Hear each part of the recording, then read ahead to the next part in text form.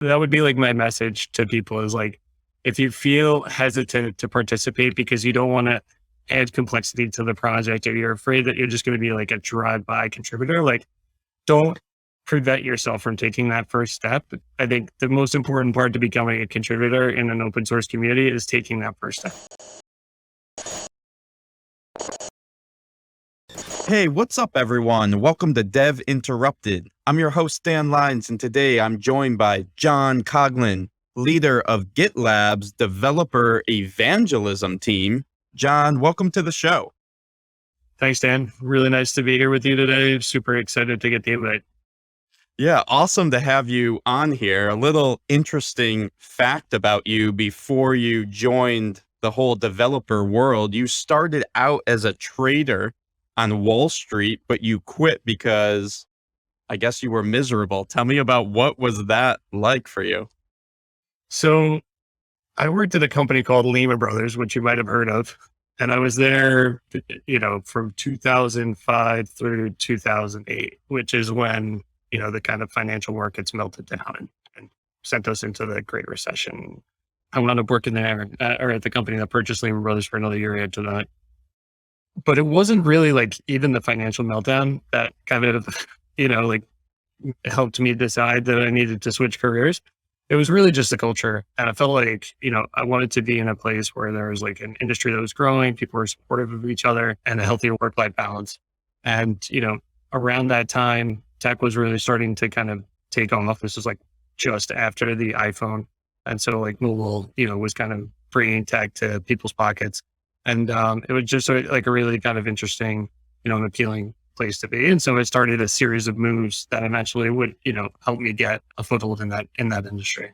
Yeah, that's actually super interesting. And of course, I think we know a lot of people that worked in financial related things, maybe lost their soul or weren't so happy doing things that just drive like a ton of money. But that's like a really big difference from developer world. Like what were the series of things that you did?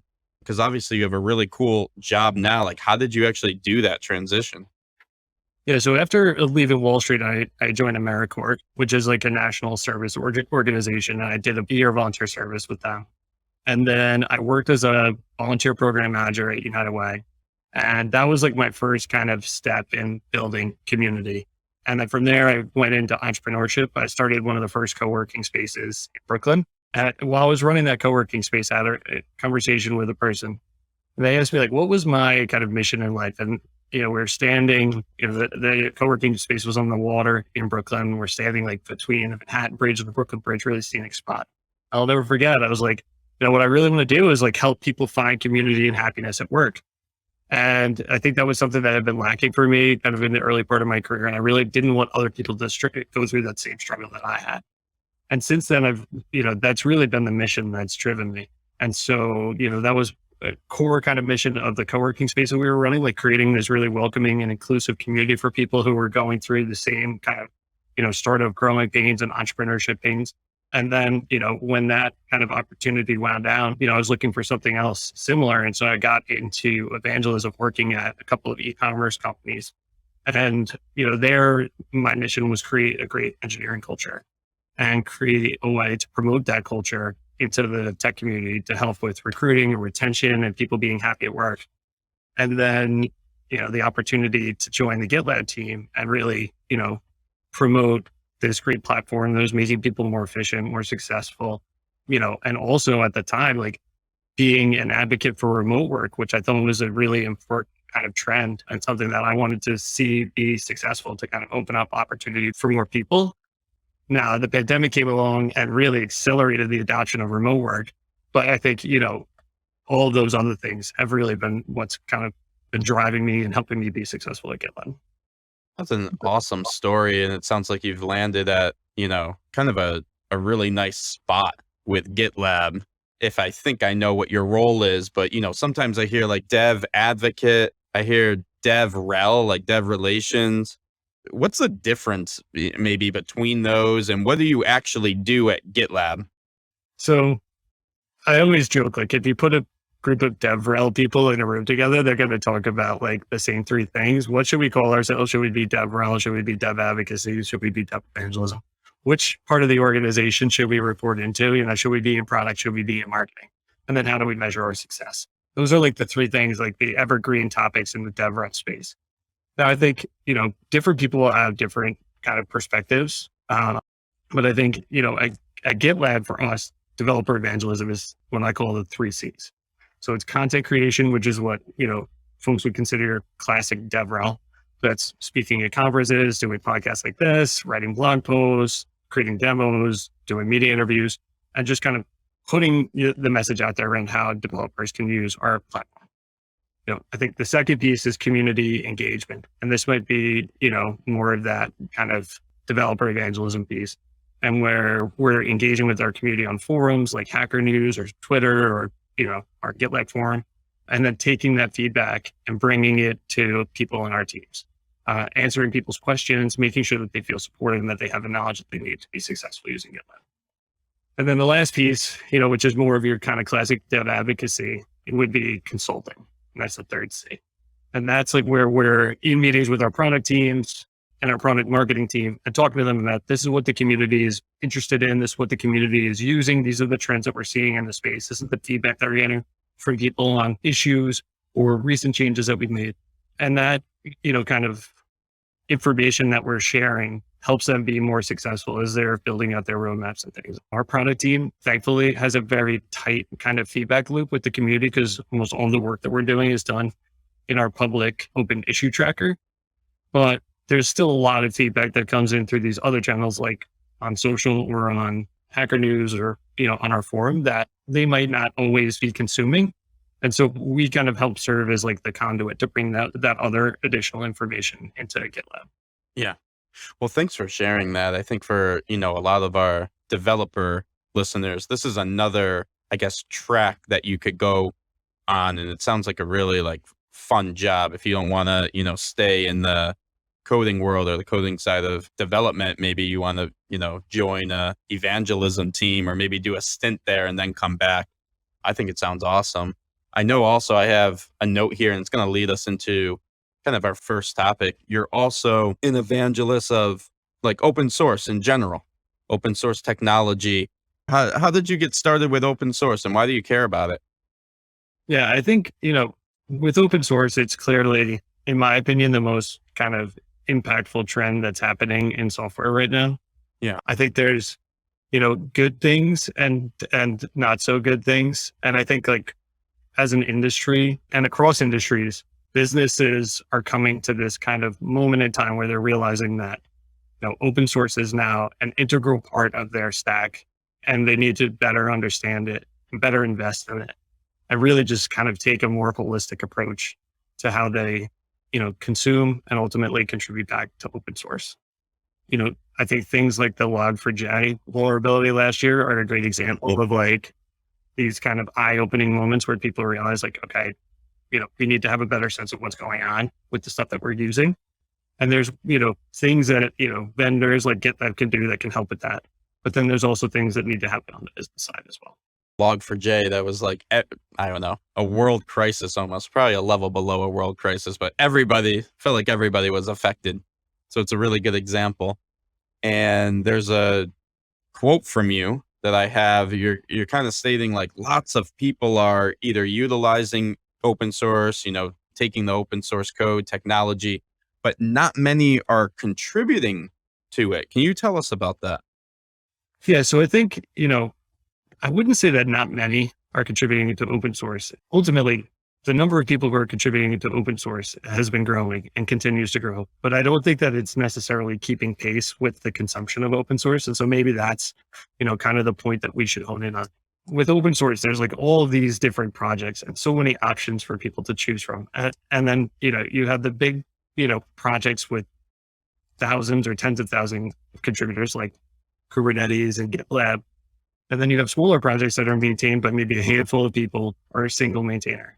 And so, there's this kind of like vast range of how these open source kind of projects are maintained and a big range in the level of participation.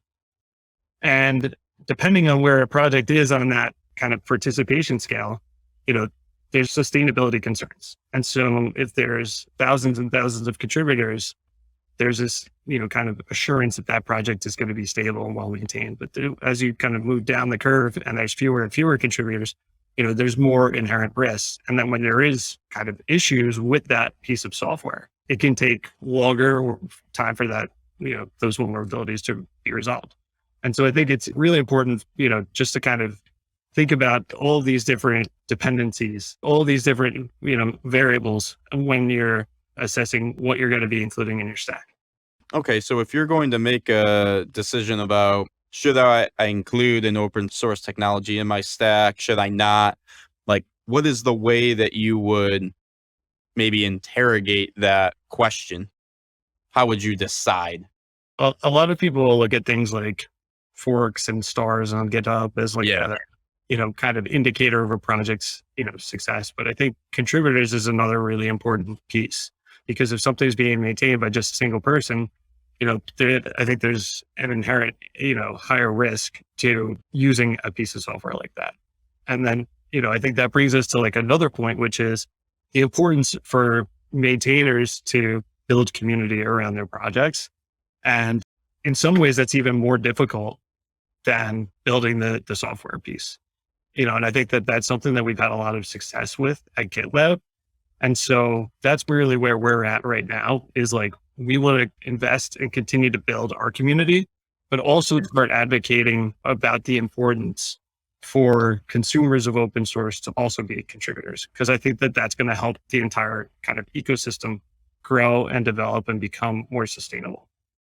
Yeah, I mean, what's it like as a maintainer? So you're saying kind of like, okay, maintaining something or maintaining a really important open source project is difficult, and you're looking for more contribution. What's it like on the maintainer side?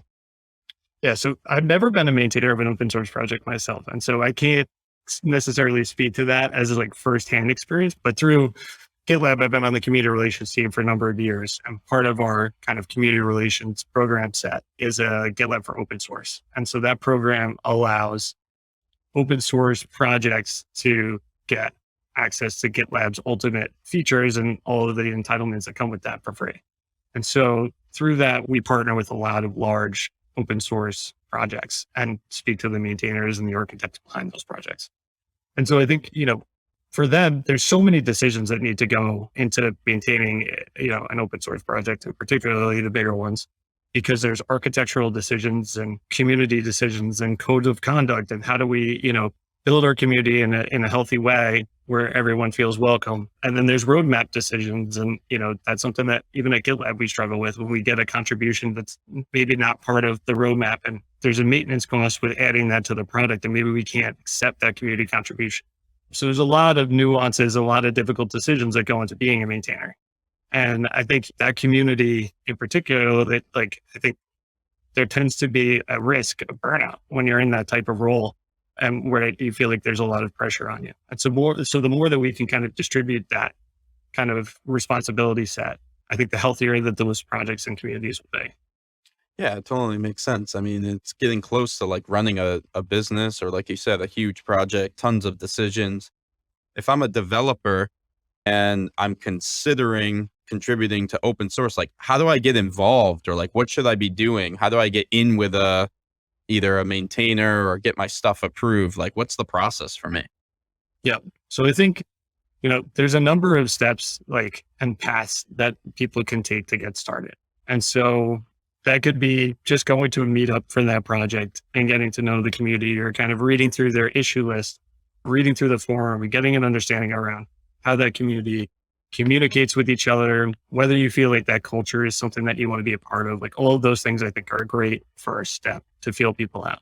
Other people, who are maybe more experienced in contributing to open source will just jump into the issue list for a project that they've been using and find a thing that's been, bugging them and go fix that bug. And so I think it really depends on like what your level of experience is. But I think for first time contributors to open source, I think looking at some of the bigger projects like GitLab or Kubernetes or Chromium or some of the other ones, trying to, get a sense for how that community communicates. What are the pain points? What are the areas for contribution? Because it doesn't even need to start as a code contribution. It could be, organizing a meetup. It could be giving feedback on a survey. It could be commenting on an issue. All of these things, opening an issue, all of these things are like important contributions that contribute to the health of the project, are great ways to, kind of start getting involved in a community. And then as you get that sense of how that community works together and you decide that you want to invest in time, then you could spend your time understanding the project and the code, and then, ultimately contributing some code to the project. Yeah, I've talked to a few other people kind of in a similar role as you. And there's two, and then something that you said here, there's like two things that I really like. One thing is, if you are looking to get involved in open source, it doesn't have to start with contributing code.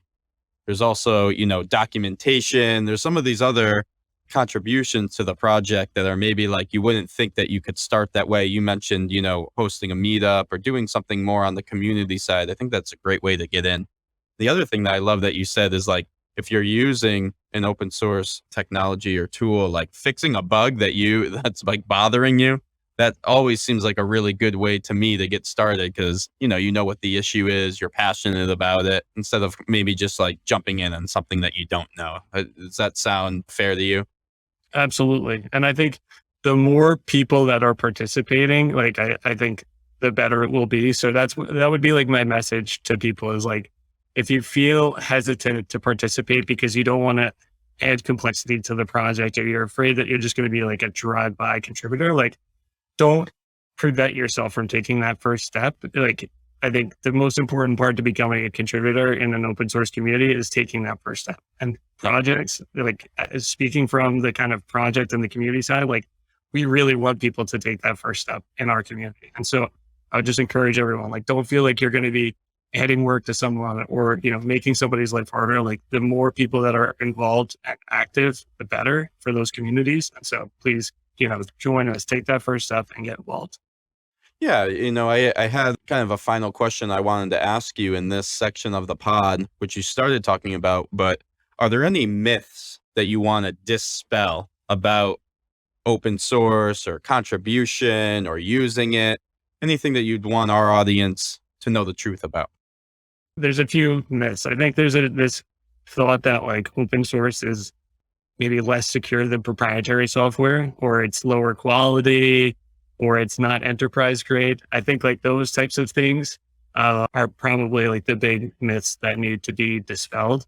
I think, if you look at the data behind kind of open source versus closed source, I think what you'll find is that, things are very much on par with each other, and there's risks to kind of both sides. And so, I think that would be the one kind of myth that I think needs to be dispelled. Well, it also leads to kind of our next area here. Let's talk a little bit about organizations or, developers and their working professional lives. You said something like encouraging more organizations to allow their teams to contribute to open source is ultimately going to make those teams happier themselves. Why is that? I mean, where does that type of statement come from for you? Yeah. So one thing that we've recently started working on at GitLab is this concept called resident contributors. And so the idea there would be, for folks who are using GitLab to have people in their team who are regular contributors to GitLab. And we have a few people that are using GitLab customers that are doing this already, but we'd love to see more. I think that the value to those organizations and to those individuals is pretty clear. And so some of the things that I think I would highlight are like, you get more control around the urgency of your feature requests. So right now, if there's a specific feature that you want contributed to GitLab or added to GitLab, we listen to our customers, and our customers have feedback into our roadmap and can help us prioritize things. But as a contributor, you could go and, move that kind of feature to the top of the list by contributing it yourself. So I think there's like real kind of value there for people. I think there's also value in getting a deeper understanding of our platform. And so whether it's GitLab or another open source project, as a contributor and someone who's been working in the code base, you're going to really understand that part of your tool set in a way that you might not understand if you're just kind of patching it into your tool chain somewhere and not necessarily invested in understanding the ins and outs of that piece of software. And so I think that there's value there where you start developing an in-house expertise in critical parts of your infrastructure. There's also this kind of cultural improvement that happens where a lot of software developers want to be contributing to open source. And so by having this kind of resident expert who's, contributing regularly to GitLab, they'll be able to enable other team members to do the same. And so it creates this culture of contribution that I think would be a culture add to most engineering organizations. And then you get exposure to like a global world-class engineering team. So people that are contributing to GitLab, they go through the same kind of review process as, the engineers on our team. And so they get to understand how we do code reviews and what we're thinking about. And they can take some of those nuggets that are maybe things that would be beneficial to them and bring them back into their own engineering culture. So I think there's a ton of benefits that we could talk about. Yeah, I mean, that's all of those. What was going through my head is like, we have a lot of engineering leaders that listen to our pod, and there's a lot of pressure on engineering leaders to deliver on features that their company is responsible for. So they might be saying to themselves, I can't, if I'm going to take our developers' time and have them contribute to John's project at GitLab, I know it's not your project, but we're going to do work for GitLab, I'm going to miss my feature deadlines. Why would I want to do that? So I'm kind of playing the devil's advocate side of things. Like, what would you say to someone that's still in like that way of thinking? Yeah. So I think this isn't going to apply to every project, but I think for a lot of the kind of critical infrastructure parts or the DevOps platform team in particular, if you have a platform engineering team or an infrastructure team, and those people right now are working on maintaining your own kind of homegrown infrastructure or your homegrown kind of DevOps platform, if you can take a few of those people to contribute to the components of those of the architecture of the platform, and then free up the rest of the team, which tend to be very talented engineers, you can get a ton of value by contributing to these kind of pieces of your infrastructure. You contribute your own customizations and tools back upstream.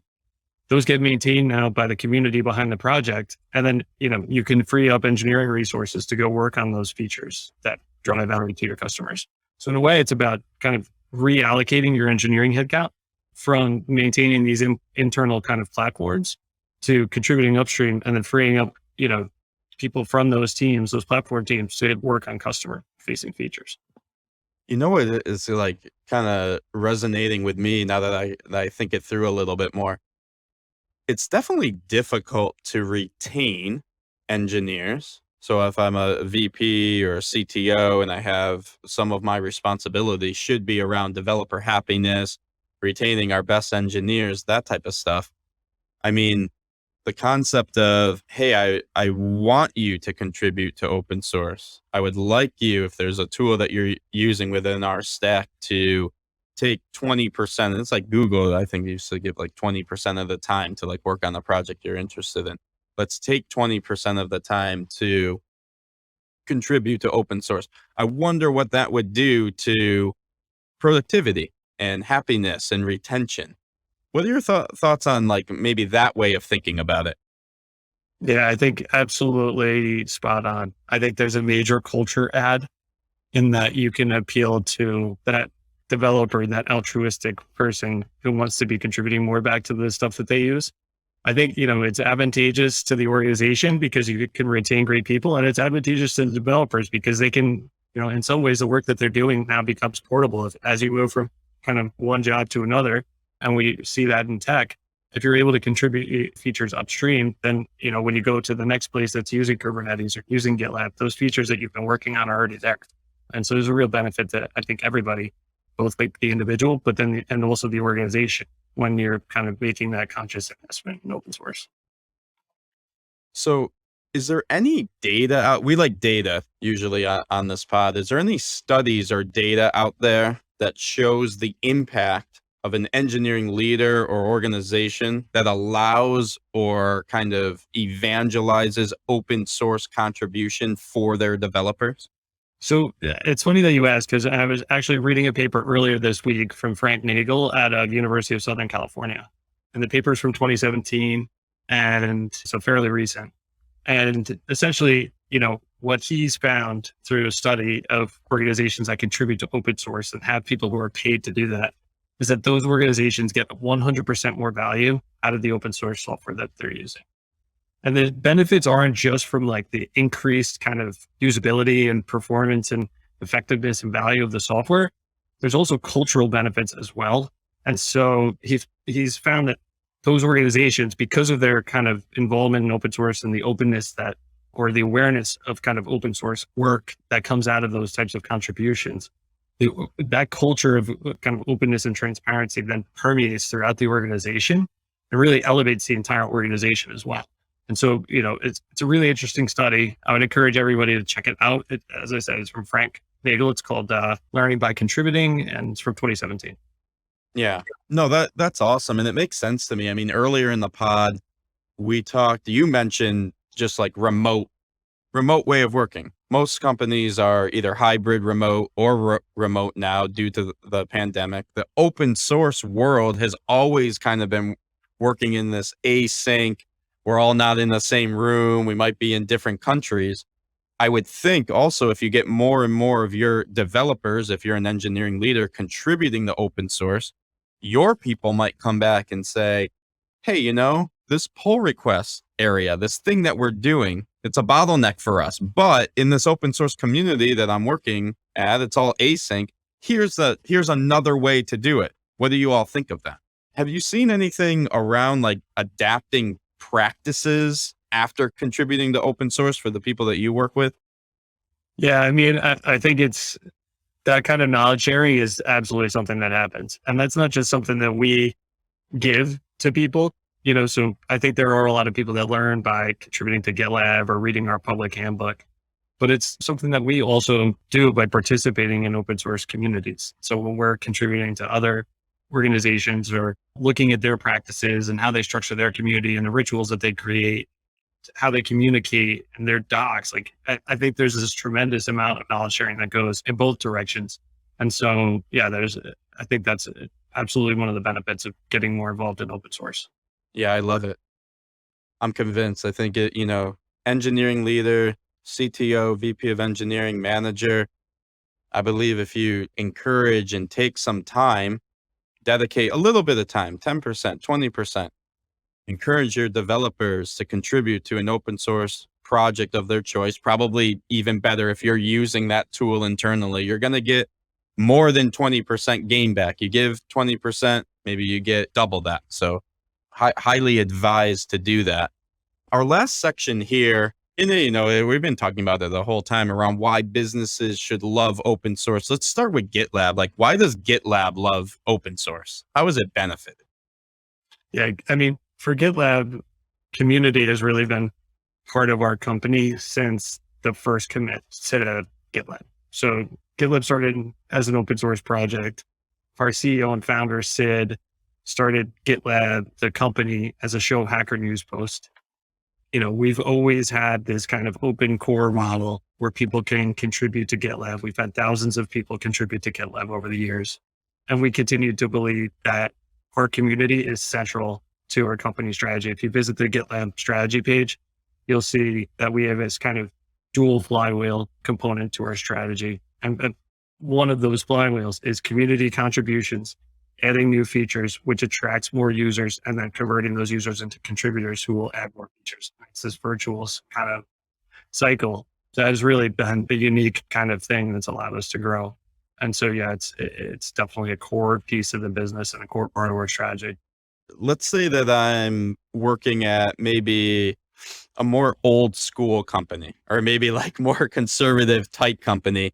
I'm a developer there, I'm a team leader, and I'm listening to this pod, and I've been saying to myself, like, yeah, I've been wanting to either make a part of let's go with that, make a part of our software open source. And I need to go convince the business or the CEO, help me with a pitch that would allow, some of the business leaders to say to themselves, yeah, this is something that we're missing out on. Like, how do I do that if I'm a developer?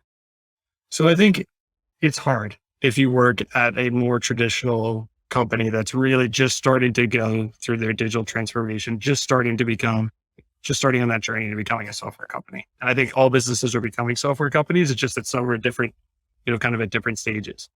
And so I think for those businesses that are at earlier stages, they might not have the internal infrastructure to support those types of things.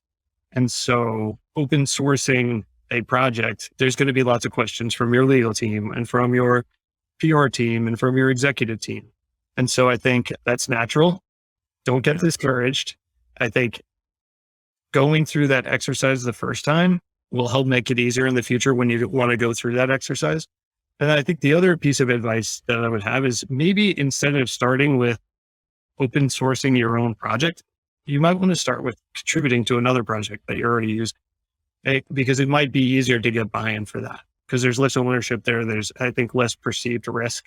Although I don't think there's a tremendous amount of risk to open sourcing a project, I think there's less perceived risk. And then from there, you can kind of go through this maturation cycle where it's starting by contributing to open source. Your legal team and the other stakeholders who are involved get a better understanding of how open source works. And then you can go on to open sourcing your own stuff. And then from there, coming up with a kind of governance structure and a plan to make sure that that project is sustainable. Yeah, it makes sense. And here's a few things that come to mind for me, and it's probably new for developers or not all engineering leaders, but maybe for team leaders, if you're going to the business, but things that might resonate is, okay, here's what it's going to do for us. First of all, we're going to get more usage and contribution and awareness of our business. Let me show you another open source project. Look at all these developers that are contributing to it. That's something that we could have for our business. It's going to help with retention. Developers love when a piece of like our infrastructure or something that's safe is open source. That's more community building we can retain. Maybe we could do some type of convincing around dollars or cost savings and why security is going to be okay. I think if you kind of put together some of these things that a non-developer or a business person would care about, that a light bulb might turn on and say, okay, why don't you take a small part and start, an open source community around it. Yeah. And I think there's a great example of like how this can work well for kind of, more traditional or regulated industries. And it's called Finos. It's like the financial services kind of open source community. It's part of the CNCF, but it's really a sub organization that's focuses primarily on getting financial services organizations to open source projects and then collaborate. And, when you think of open source, it would, financial services has not traditionally been a huge kind of contributor to open source, but this program has been really successful in bringing together, kind of all of the big name investment banks to contribute together on a few different projects. And I think it's just kind of a great example of these big organizations realizing that value, leveraging the expertise of this organization to kind of help them navigate like legal and kind of other risks that are involved. And together they're seeing great results from it because instead of all kind of replicating the same work in their own different kind of bubbles or silos, they're able to instead collaborate, and it makes all of their teams more efficient because they're not all recreating the same model to analyze a certain set of interest rates. They're able to collaborate that on that together. And then they can kind of, add their unique value by adjusting those models based on that, how they're perceiving the market conditions. It creates just more efficiency in the entire industry. Very, very cool. I think my call to action for listeners is to go to whoever your leader is or your business and see what you can do to either allow your engineering team to commit to open source and participate in open source, or take something, a piece of your product and make it open source. I think that would be doing good for the world and for the community. John, awesome to have you on the pod today.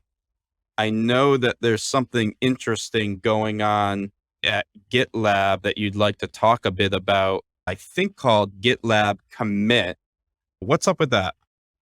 Yep. So GitLab Commit is our kind of community conference where all of our kind of users and customers get together and just talk about what's going on in DevOps. This year, we're going to be focusing on security compliance in particular, but we're going to have a couple of in-person events. So make sure you go check those out. There's also going to be a virtual component for people that can't make the in-person events. Awesome.